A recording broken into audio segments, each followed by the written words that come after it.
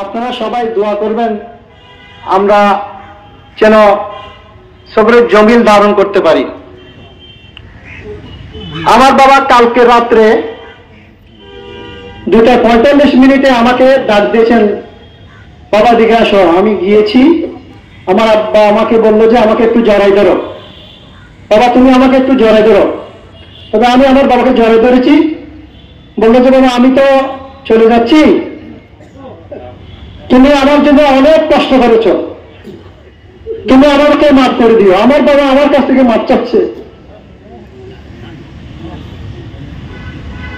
যাই হোক, আমার বাবা এক কথাগুলো বলার পরে নিজে নিজে কলমা শরীফ পড়লেন প্রায় 5 মিনিট।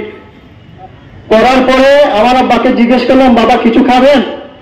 বাবা বলল কিছু আছে। আমি বলে একটা মোসাম্বি কেটে দিই। বলে যে বাবা দাও। আমি বাবাকে একটা মোসাম্বি কেটে দিয়েছি, বাবা পুরো মোসাম্বিটা খেয়েছেন। তারপরে আমি জমজমের পানি দিয়েছি, আমার বাবা আল্লাহর ডাকে সাড়া দিয়েছেন, ইন্না লিল্লাহি ওয়া ইন্না ইলাইহি রাজিউন।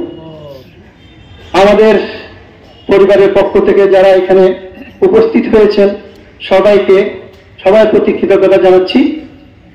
যেহেতু আমাদের সময় হয়ে গেছে, আমি আর কথা বাড়াচ্ছি না।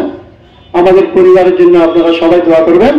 আর আমার আব্বার ইচ্ছা অনুযায়ী আমার আব্বার জানাজার পড়াবেন আমার ছোট বোনের জামাই বিশিষ্ট আলেমের দিন আশিখানে আউলিয়া মাদ্রাসার প্রভাষক যা মাওলানা শেখ আরিফুর রহমান। আসসালামু আলাইকুম ওয়া রাহমাতুল্লাহি ওয়া বারাকাতুহু।